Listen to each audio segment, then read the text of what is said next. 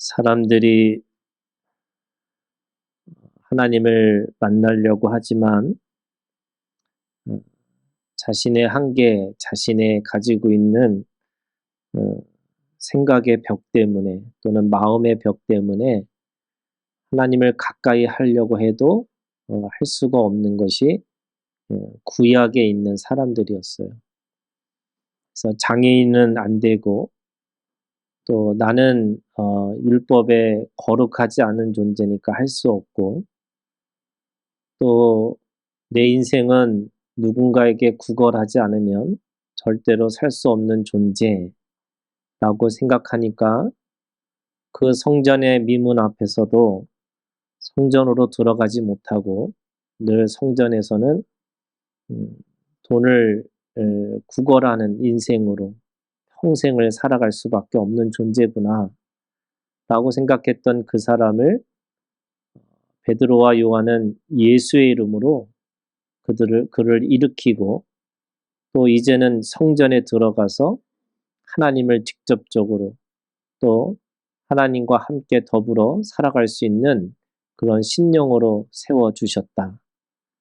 예수님이 우리 가운데 오신 것은 그 모든 휘장을 찢으시면서 가지고 있는 마음의 벽, 또 모든 차별의 벽, 그리고 모든 것들의 인생의 벽들을 부시고 주님이 우리와 함께 하시겠다고.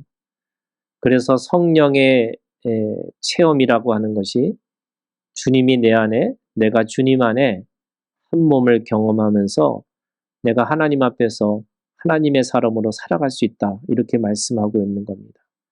그런 의미에서 사도행전 3장은 그것이 단순하게 이 120명의 아주 열정적인 제자들 또는 예수님을 바랬던 사도들 뿐만 아니라 그 이름을 그냥 믿기만 하는 사람들에게 누구에게나 어떤 사람에게나 그 모든 하나님의 사랑이 그 사랑의 능력이 나타날 것이라고 실제로 사람들에게 보여준 사건이 사도행전 3장에 있는 사건입니다.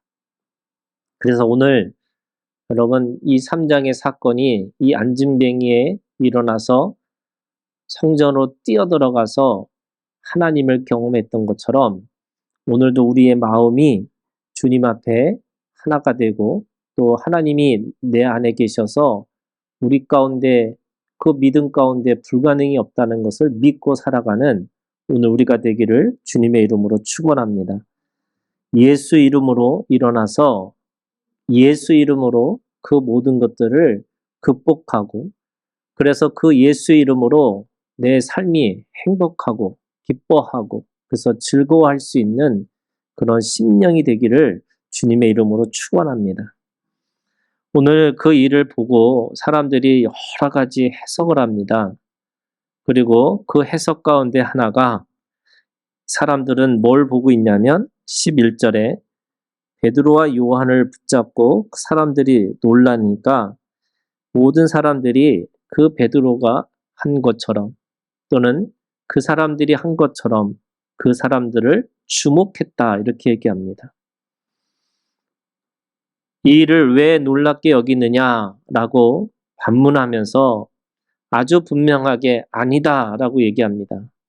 우리 개인의 권능이 아니고 개인의 경건도 아니다라고 얘기하는 겁니다. 자신의 힘과 자신의 거룩함으로 되어진 사건이 아니라 바로 예수 그리스도의 이름을 믿는 자들에게 나타나는 하나님의 역사라고 이야기하고 있습니다. 그래서 베드로는 16절에 아주 분명하게 선언하고 있죠. 그 이름을 믿음으로 그 이름이 너희가 보고 아는 이 사람을 성하게 하였나니 예수로 말미암아 난 믿음이 너희 모든 사람 앞에서 이같이 완전히 낫게 하였느니라. 예수로 말미암아 난 믿음이라고 얘기합니다. 그러니까 예수 그리스도로 난 믿음, 그 믿음이 오늘 우리를 어떤 장애물, 어떤 선입견, 어떤 편견, 그 모든 것들을 깨뜨리고 오늘 우리 가운데 다 일어날 수 있도록 하셨다. 이렇게 말씀하고 있습니다. 그 믿음의 내용이 뭐냐라고 하는 거를 베드로는 오늘 설명하고 있습니다. 자신의 믿음, 자신의 가지고 있는 경건이 아니고 그 하나님 앞에 주신 그 믿음이라는 것이 예수 그리스도로 말미암아 난 믿음이라고 얘기하는 것이 뭘까? 첫 번째는 13절에 아브라함과 이삭과 야곱의 하나님, 곧 우리 조상의 하나님이 그의 종 예수를 영화롭게 하셨느니라 이렇게 얘기합니다. 그 아브라함과 이삭과 야곱의 하나님이라고 하는 그 하나님이 어떤 하나님일까? 바로 그것이 산자의 하나님이시고 또 말씀의 하나님이시고 또 그 사람들에게 하나님께서 이스라엘 백성들에게 약속하셨던 그 약속을 성취하시는 하나님이라고 이야기하고 있는 겁니다. 그 약속의 하나님이, 다시 말해서 말씀의 하나님이 바로 예수 그리스도의 이름으로 또는 예수 그리스도로 말미암아 난 믿음이라고 이야기하고 있는 겁니다. 아브라함의 믿음은 하나님이 약속하신 거예요. 그 약속을 은혜의 약속이라고 얘기하는 거죠. 묻지마 약속입니다. 묻지마 은혜입니다.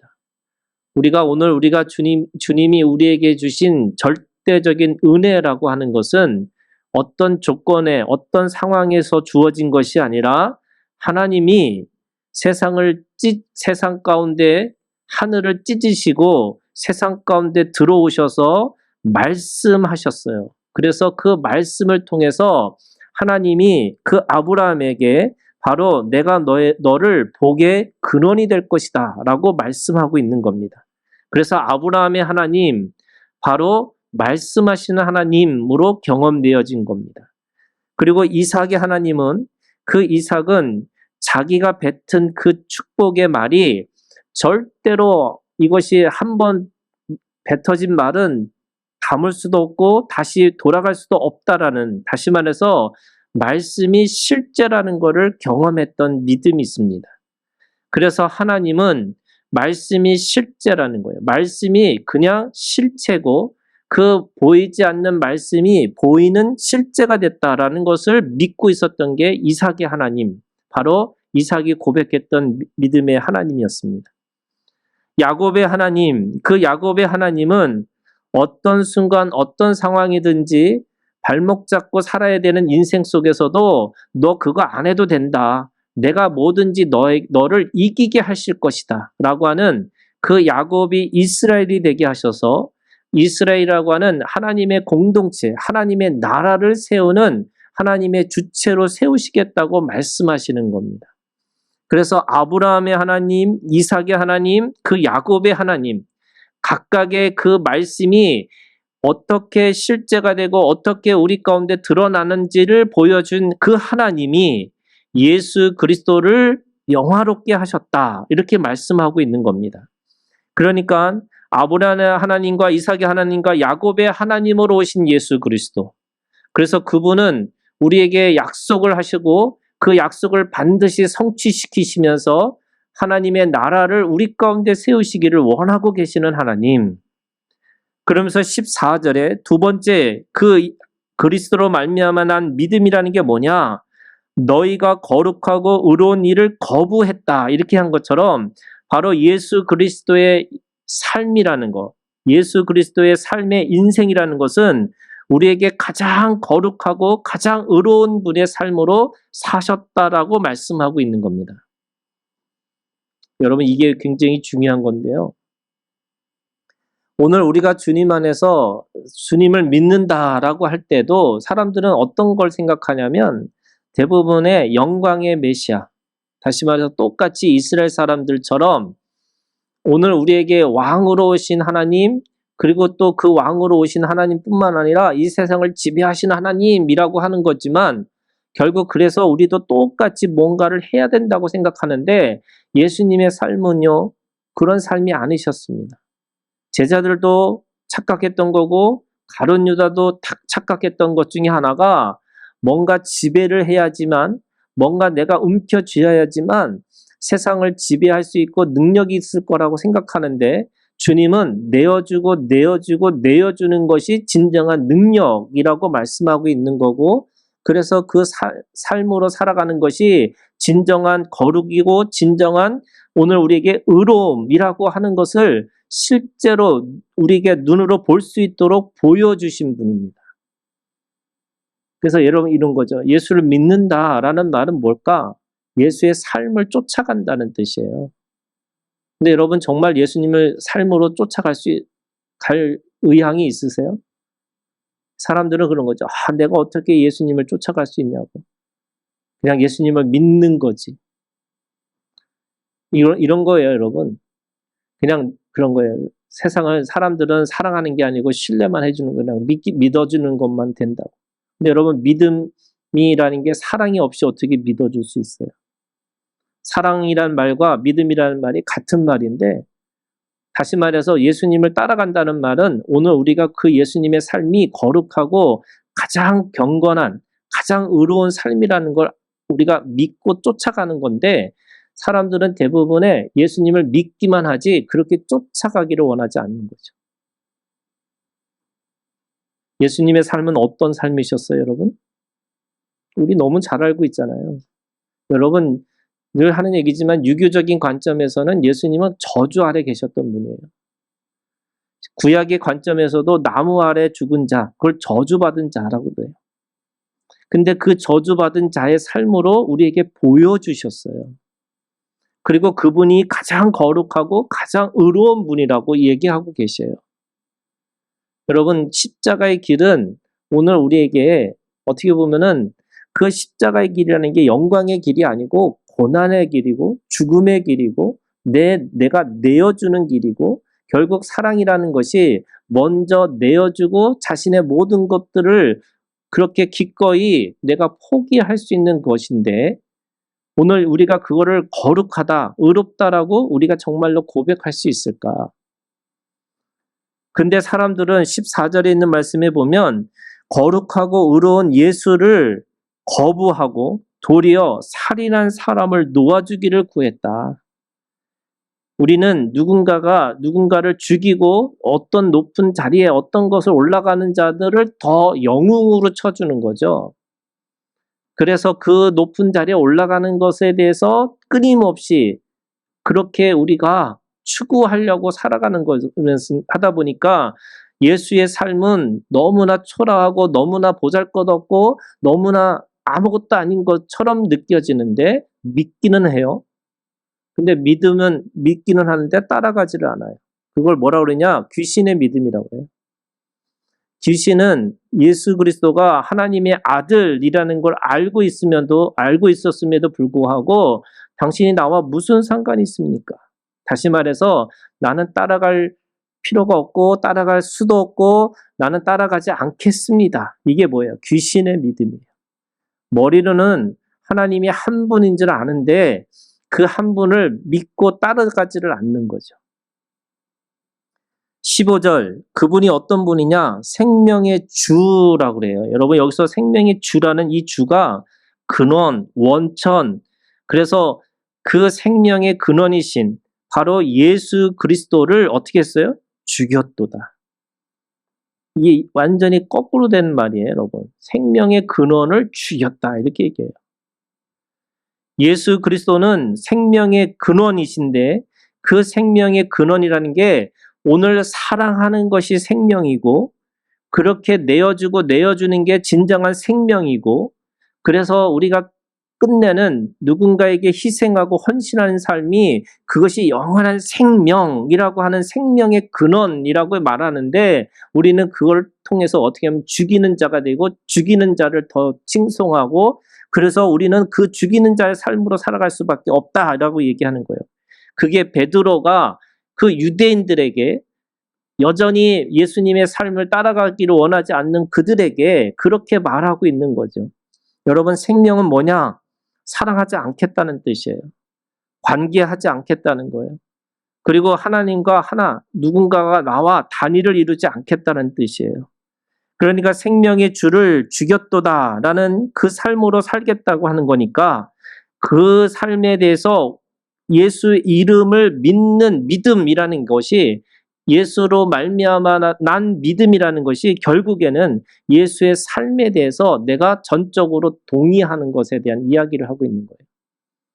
여러분, 예수 그리스도의 삶이 오늘 우리의 삶이 되기를 주님의 이름으로 축원합니다. 내가 누가 아멘 했는지 다 알고 있어요. 네. 여러분, 그게 그냥 이게 아멘은 하는 게 아니고요. 정말 그런 삶으로 살려고, 이게 사람이라는 게 뭐 그렇게 쉬운 게 아니잖아요. 그런데 그럼에도 불구하고 내가 믿음을 사용하려고 하는 거예요. 어떻게 해요? 내어주기로. 어떻게 해요? 사랑하려고. 어떻게 해요? 관계하려고. 그것이 오늘 그리스도로 말미암아 난 믿음, 예수로 말미암아 난 믿음으로 살겠다고 결정하는 거죠. 오늘 17절에 베드로는 그들을 향해서 이렇게 얘기합니다. 형제들아, 너희가 알지 못하여서 그리하였으며 너희 관리들도 그리한 줄을 아노라. 너희들이 알았더라면 안 했을 텐데 너희들이 이제라도 알았으면 좋겠고, 그래서 너희들이 그렇게 알고 있으면 바로 예수 그리스도를 믿어라, 이렇게 얘기하는 거죠. 고살죄가 아니라 니네가 실수로 오살죄로 그렇게 했기 때문에 돌아올 수 있는 길이 있다는 거예요. 그게 19절에 있는 말씀입니다. 그러므로 너희가 회개하고 돌이켜 너희 죄 없이 함을 받으라 라고 얘기해요. 그것이 예수 그리스도의 삶을 내가 인정하고 동의하고 신뢰하고 그래서 그분의 삶을 쫓아가는 그 믿음이라고 한다면 이제는 그렇게 하기 위해서 돌이키라는 거죠.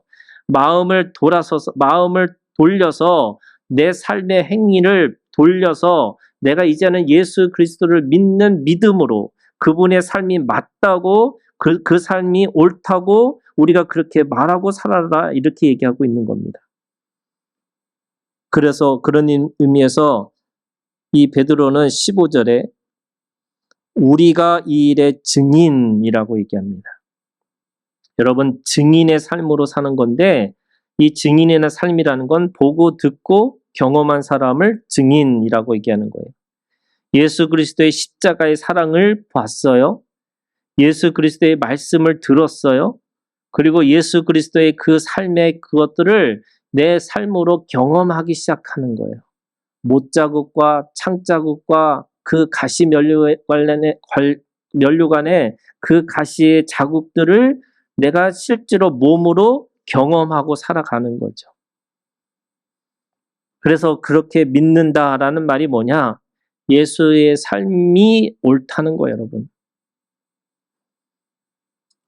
유다가 다말에게 가서 그 다말을 죽이려고 했을 때 다말이 증거를 내잖아요. 증거물을 내요. 그때 그 증거물을 본 유다가 네 말이 옳도다, 이렇게 얘기하잖아요. 오늘 우리가 주님 안에서 우리의 삶이 예수 그리스도 안에서 증인이 된다는 말은 여러분, 우리 몸에 그 의를 위해서, 말씀을 따라가기 위해서 내 몸의 상처가, 내 몸에 그 예수의 흔적이 있어야지만 그것이 예수 그리스도가 옳다고 말할 수 있는 거죠. 그래서 그 옳다라는 그 삶을 가기 위해서는 실제로 우리가 그 믿음의 진리를 따라가는 삶에 실제가 있어야 되고 그 몸의 흔적들이 우리 가운데 있어야 된다고 말씀하고 있습니다. 그런 의미에서 여러분, 우리 잠언 15장 오늘 주보에 보면 7절에 됐는데 17절에 있는 말씀이에요.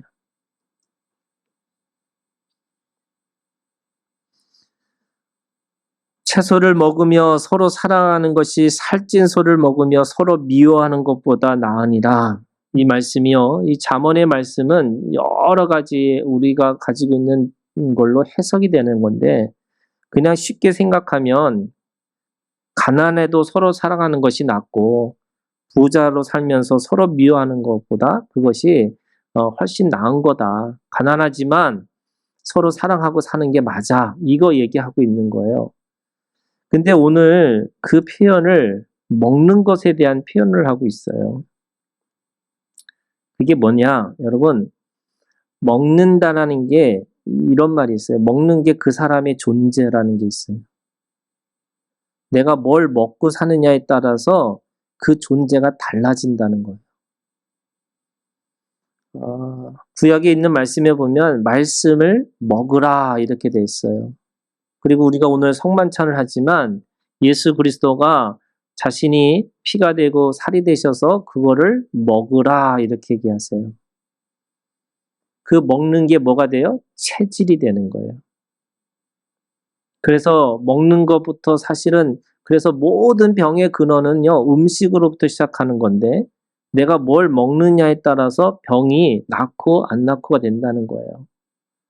현대인들의 그 병 중에 암이라는 것도 자세히 보면 물론 스트레스가 제일 중요한 원인이긴 하지만 음식에 있다는 거예요. 그러면 똑같아요, 여러분. 내가 예수를 믿는 믿음으로 또는 예수의 삶을 따라간다는 말은 내 몸의 체질이 바뀌어야 되는 건데 먹는 것부터 바뀌어야 된다는 거예요. 근데 사람들은 먹는 것부터 바꿀 생각이 없어요. 뭐냐면 여전히 살찐 소를 먹기 위해서 사는 거예요. 그 살찐 소가 뭐냐면 상징이에요, 여러분. 그 살찐 소가 뭐냐면 비교하고 경쟁하고 탐심과 정욕과 미움과 다툼의 상징이에요. 그래서 그거 놓는 순간에 나 죽을 것 같은 거예요. 그래서 살찐 소를 먹어야 된다고 생각해요. 여러분 오늘 이 말씀을 또 어떻게 보는 사람은 이렇게 봐요. 여러분 17절에 이렇게 있잖아요. 잠언 15장 17절 채소를 먹으며 서로 사랑하는 것이 살찐 소를 먹으며 서로 미워하는 것보다 나으니라. 이 말씀을 어떻게 읽냐면 이렇게 돼요. 살찐 소를 먹으며 서로 사랑하는 것이 훨씬 낫겠구나. 이렇게 생각을 해요. 무슨 말이냐면 내가 먹는 돼지보다 고민하는 소크라테스가 되고 싶다 이럴 때 다들 데크라테스가 되고 싶은 거예요. 잘 먹고도 고민할 수 있는 사람. 살찐 소를 먹으면서 사랑하면 되지. 왜 굳이 채소 먹으면서 서로 사랑하냐.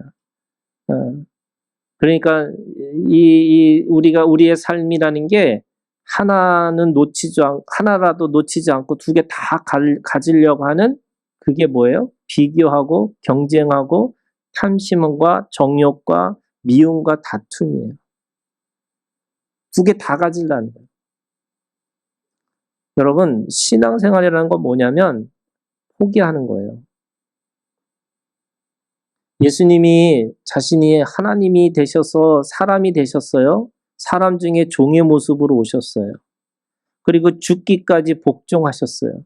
그러면 예수님의 삶도요, 포기하는 삶이셨어요. 근데 우리의 지금 삶이라는 게 뭐냐면요, 포기하고 싶지 않은 마음들이 더 큰 거예요. 그래서 하나님하고 뭘 또 섬겨요? 재물도 같이 가지면 좋겠어요. 그래서 재물도 가지면서 하나님도 잘 믿을 거라고 생각해요. 왜 둘 중에 하나를 선택해야 되냐고. 두 개 다 선택하면 안 되냐고. 그러니까 살찐 소 먹으면서 서로 사랑하면 되지. 왜 굳이 채소 먹으면서 서로 왜 구질구질하게 살아가느냐. 그리고 또 어떤 사람은 사랑이 뭐가 중요해? 살찐 소가 더 중요하지. 뭐 이렇게 생각하는 사람들도 있어요. 그러면 오늘 이 비교하고 경쟁하는 이 살찐 소라고 하는 이 상징을 여러분 오늘 우리가 그걸 먹으면서까지 뭐 하느냐? 예수님을 쫓아가려고 하니까 예수님이 불편한 거예요. 예수님이 마음에 안 들어요. 제가 옛날에 그랬어요. 예수님이 너무 순하세요. 이 악이 얼마나 극악무도한데 악한 자들이 왜 이렇게 세상을 지배하고 있는 건데 어떻게 예수님은 이렇게 빌라도에게 죽으시고 유대인들에게 죽고 종교 지도자들에게 죽으실까? 그들을 물리쳐서 로마를 엎어버리셔서 진정한 하나님의 나라를 빨리 세우셔야 되는데 우리가 그런 생각하고 사는 거잖아요. 그게 뭐예요? 살찐 소 먹고 싶은 거예요. 채소를 먹는 거 여러분, 예수 그리스도를 먹고 예수 그리스도를 살고 예수 그리스도를 나누는 생명 공동체, 그게 여러분 바로 예수의 삶이 채소 같은 거예요. 여러분, 채소를 먹으면 힘이 없잖아요. 예. 그리고 내가 뭔가 이렇게 하려고 할 때마다 힘들고 어렵고 포기하고 내어주고 사랑하라고 그러고, 제가 옛날에 한번 누구한테 사랑하라고 그랬더니 목사님은 공감도 못 하시는 분이라고, 힘들었지 이 말부터 하셔야지 왜 사랑부터 하라고 그러냐고 막 이러시더라고요. 이렇게 얘기하더라고요. 아니, 난 성경 얘기한 건데, 그죠? 사랑하라는 말도 이제 못해요. 네, 공감부터 해야 된다고 그러는. 하나님이 오늘 이런 거예요, 여러분. 이사야 11장 7절에 사자가 소처럼 풀을 먹을 것이다. 이게 하나님의 나라의 환상이에요.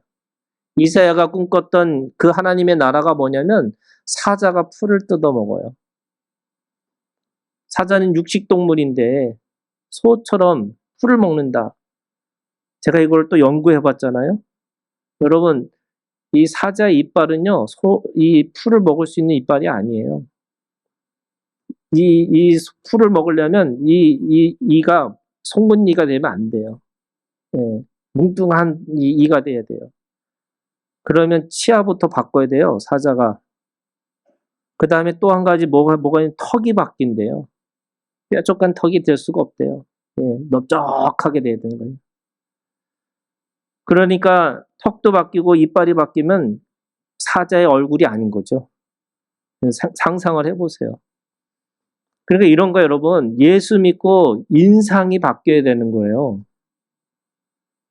이 사람이 무서운 얼굴에서 뭔가 편안하고 뭔가 이게 저 사람 보면 참 그냥 기쁜 게 있네 이라고 하는 그런 어떤 표정이 있어야 되는데, 이 뭔가 이렇게 잡아내려고 하는 이 사자의 눈으로 누굴 잡아먹을까 이거 생각하시면 안 되는 거예요.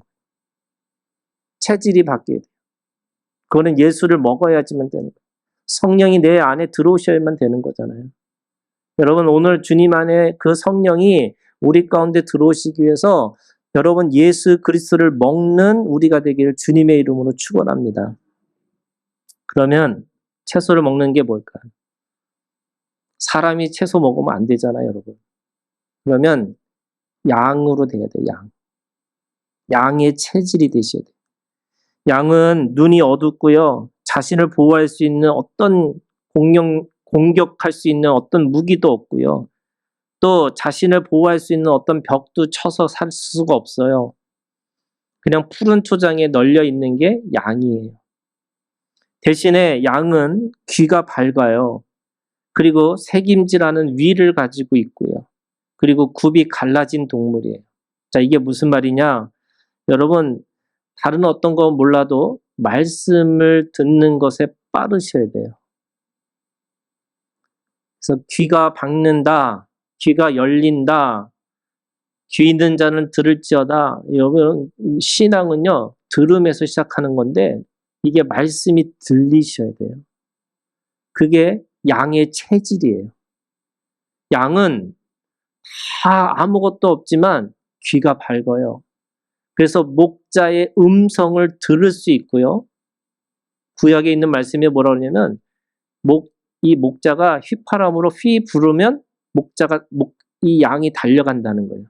그러니까 그 소리에 민감한 거기 때문에 이게 주인의 소리인지 이게 이 양을 잡아먹는 사람의 늑대의 소리인지를 양은 안다는 거예요.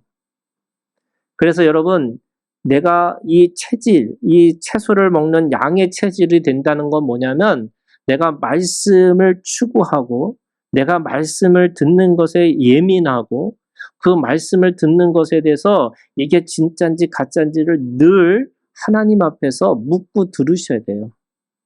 그래서 귀가 빠르셔야 돼요. 두 번째는 여러분, 양은 색임질하는 동물이에요. 그래서 이 소나 이 양이나 다 어떤 거냐면 이 색임질하는 동물들은요, 먹으면 그 변이 이 비료가 될 수가 있대요. 그런데 이 색임질하지 않는 동물들이 먹은 것들은 묵히든지 아니면 그거 자체가 그냥 독인 거예요. 이제 이게 무슨 말이냐? 말씀을 내가 먹을 때마다 다 적용하셔야 돼요. 내가 그 말씀을 씹고 또 씹어서 그 말씀이 나에게 체질이 될 때까지 곱씹는, 되새김질하는 그 말씀으로 들으셔야 돼요. 그래서 말씀이 나한테 주신 말씀이에요. 말씀이 나를 고치는 말씀이에요. 말씀이 나를 온전과 완전으로 만들어주시는 말씀이에요. 이게 새김질이에요, 여러분. 그래서 오늘 내가 말씀을 들을 때마다 그 말씀이 다 나한테 적용시키셔야 돼요. 그게 새김질하는 동물의 체질이에요. 세 번째, 굽이 갈라졌다는 거는 내가 그래서 다르게 좀 살려고 노력하셔야 돼요. 세상의 사람들이 경쟁하고 비교하고 그래서 뭔가 높은 곳에 올라가려고 하는 그 삶에서 그게 아니라 여러분, 지금 여러분들이 가장 높은 자리에서 나누고 베풀고 섬길 수 있는 자라는 걸 그 삶으로 사시기를. 네. 어차피 돈은요, 다 없어요. 예, 어차피 다 사람들 다 힘이 없어요. 그런데 여러분, 한 사람의 변화가, 한 사람의 그 삶의 태도가 여러분 모든 사람을 감동하게 하고 그 모든 사람을 감동하게 하면 하나님의 역사가 그 안에서 일어나는 거예요. 저는 교회가 작다고 우리는 아무것도 할 수 없어. 저는 그렇게 생각하지 않아요. 네. 여러분, 교회가 작은 게 아니고요. 하나님의 사람들이 적을 뿐이지, 여러분 이 속에서 하나님의 역사가 일어나면 여러분 한국 교회가 변화되는 거고 세계 교회가 변화되는 거고 하나님의 역사가 우리 가운데 일어나서 하나님의 나라가 시작되는 거예요. 저는 그런 교회가 됐으면 좋겠어요.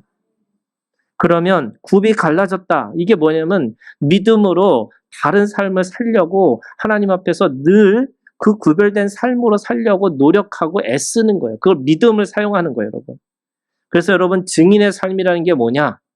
이 채소를 먹는 사람들의 체질 세 가지예요, 여러분. 피동의 삶을 사셔야 돼요. 절대로 능동적으로 또는 절대로 수동적으로가 아니라 하나님이 하시는 것이 무엇인지, 그래서 그 피동의 삶으로 살려고 하나님 앞에 그렇게 여러분 믿음을 사용하셔요. 그래서 하나님이 하시면 나도 하는 거예요. 하나님이 쓰시면 나도 쓰는 거고. 두 번째, 여러분, 이 증인의 삶이라는 건 믿음의 삶이에요. 그리스도로 말미암은 난 믿음. 다시 말해서 바로 예수 그리스도가 가장 거룩하시고 가장 의로운 삶으로 사셨다는 거예요. 아무것도 없어도 인자가 머리 둘 곳도 없을 뿐만 아니라 자신이 어떻게 뭘 가도 사람들에게 환영받지 못할 만한 그런 삶을 산다 할지라도 여러분 그 안에 하나님의 믿음을 가지고 사셔야 되는 거예요. 그리고 여러분, 피동의 삶은 믿음의 삶이라는 게 뭐냐? 결국에는 사랑하는 삶인데 사랑이라는 게 뭘까요? 거꾸로 여러분, 채소를 먹는 자는 사랑하는 자라 그러잖아요. 그 사랑이라는 게 뭘까? 먹히는 삶이에요. 여러분, 누군가에게 먹히는 삶이 되셔야 돼요. 그래서 누가 오리를 가자고 하면 심리까지 가는 거고요. 누가 속옷을 달라면 그 속옷뿐만 아니라 겉옷까지 줄 수 있는, 이게 뭘까요? 이게 먹히는 삶으로 사시라는 거예요. 그런데 여러분, 또 아무한테나 먹히면 또 안 돼요. 이것도 지혜로우셔야 돼요. 생명을 살리는 것에 먹히셔야 돼요. 늑대의 밥이 되지 않기를. 늑대는 싸우는 거지만 여러분, 내가 서로 양과 양의 관계에서는 그 양의 생명을 살리기 위해서 내가 스스로 먹히는 삶으로 사셔야 돼요. 그래서 내가 원하는 대로 띠띠운 대로 원하는 대로 가는 게 아니고 누가 원하는 띠띠운 대로 갈 수밖에 없는 게 제자의 삶이라고. 그래서 여러분, 먹히는 삶이라는 게 어떨까? 뭘까? 뭔가 나눠줄 수 있는 게 뭘까 늘 생각하고 사셔야 돼요. 오늘 베드로하고 요한이 그 성전 미문에 가서 사람들이 막 있지만 한 번도 보이지 않는 그 사람이 보이기 시작한 거잖아요. 왜 그럴까요? 이 사람을 향해서 예수 그리스도를 통해서 믿음을 줘야 되는 거구나. 이게 뭐예요? 먹히는 삶이에요. 지금 지금 베드로와 요한은 뭐 하러 가요? 기도하러 가는 거예요. 그러면 기도에 내가 거기에 했으면 내가 가서 얼마나 기도했는지, 내가 사람들에게 얼마나 경건을 보여줬는지, 내가 얼마나 권능을 보여줬는지 이거 생각하고 갔다면 그 사람들이 보이질 않아요. 여러분, 오늘 우리가 기도하고 예배하고 내가 하나님 앞에 그렇게 산다 할지라도 여러분 옆에 있는 지극히 작은 자들을 향해서 눈을 돌리셔야 돼요. 여러분, 이 삶이 오늘 우리 가운데 있기를 주님의 이름으로 축원합니다. 기도하겠습니다.